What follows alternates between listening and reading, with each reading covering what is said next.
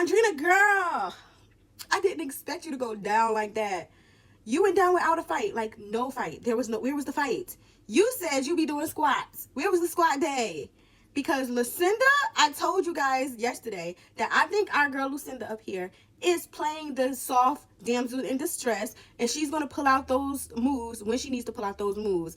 And she did. That girl had Andrina swinging and slinging all which type of way. I cannot believe it. The crazy thing is, Lucinda doesn't look like she's more than 20 pounds soaking wet. So the fact that she was dragging Andrina like that.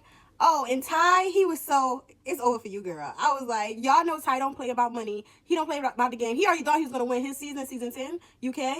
But the fact that he didn't, he's come back here with a vengeance. So he's not going to be playing all that. Sorry, he's not, I'm sorry. He's going to be getting rid of you, girl. I'm sorry, Andrina, because that's just the way it is. And then, I don't know, this is a spoiler, sorry guys. So at the end of the episode, we see that they're bringing back Justine and Johnny. I mean, Johnny, he was just on the challenge, I believe, the Real World Challenge on MTV, so, or VH1, I'm not sure which station it comes on now, but you know what I'm talking about, the OG challenge show. And then, so I don't know who he's going to couple up with. He usually likes looks and all that, so I wouldn't be surprised if he went with Andrina himself, if he tried to, like, take her from Ty. And I just feel like Ty is going to try to figure this out, like, he has to come up with a new game plan, because I think he had a feeling, an inkling that Andrina was not going to be good, so he might try to couple up with Justine, because you know Justine don't play. She's like the Terminator. She's Xena warrior princess when it comes to anything she touches, because she's won every single thing she's been on.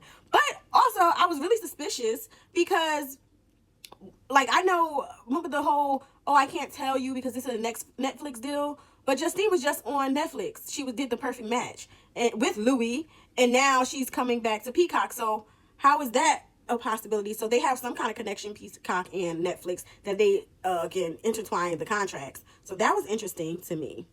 So if Tyreek goes with Justine, I would not be surprised. But that little tactication, or whatever he said, taxation about KK, how he's a tactician, he had me cracking up. And I was kind of like also side-eyeing it though, because I'm like, don't play with KK. Don't play with KK, Tyreek. She's not the one. Like, do you like her or do you not like her? Do you find her attractive, or are you just using her for the manipulation of it all, the tactation, or whatever you said of it all? And that part I don't really like, because KK is a sweet girl and she don't really deserve that. But also, KK, you didn't learn your lesson from Keenan.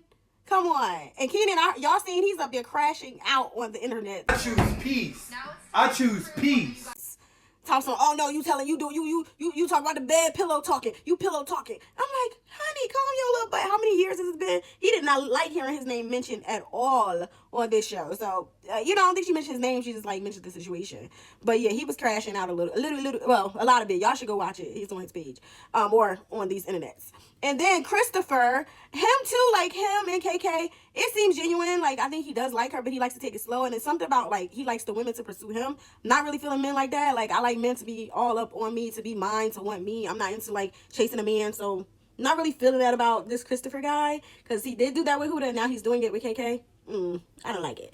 And then, so, KK has to pick up on that. And I think she is, like, that's why she's, like, attracted to Tyreek. And, like, funny enough, like, her and Ty look really, really good together. And they were vibing. So, I mean, I'm going to ship that together. As for, like, the girl, Celine and Merritt, we know that's going to crash and burn. She's not into it.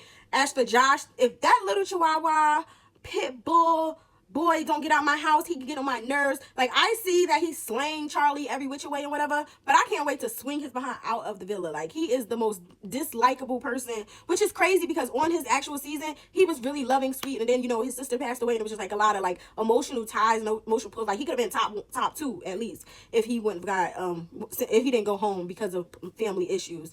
So he really was, like, a lover boy on his season, so the fact that now he's come back with all his, like, machismo, very much of a turnoff. Like, I'm not feeling it. Tired of him. Like, this is not the Olympics. You do not have nothing to prove. Or maybe he really just need this show to cope with some emotional stuff that he's dealing with, because it's giving very much like, rawr, like, calm your little behind down. As far as the other characters, Garby didn't have a big show up this episode. Kendall, as we see, he's pushing Chris and, like, stirring the pot and things like that. So I can see production really want to keep him for a long time because he knows how to stir the pot. But he might get eliminated because now they're also bringing Johnny in, who's also a pot stirrer.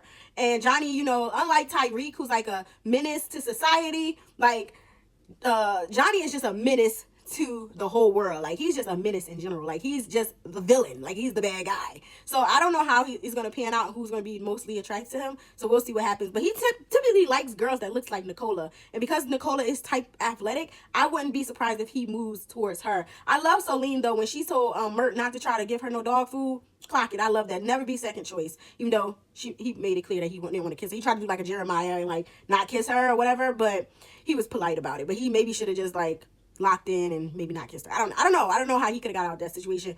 But he say he a sensitive gangster, so he's trying to like still put his best foot forward and be kind to Celine.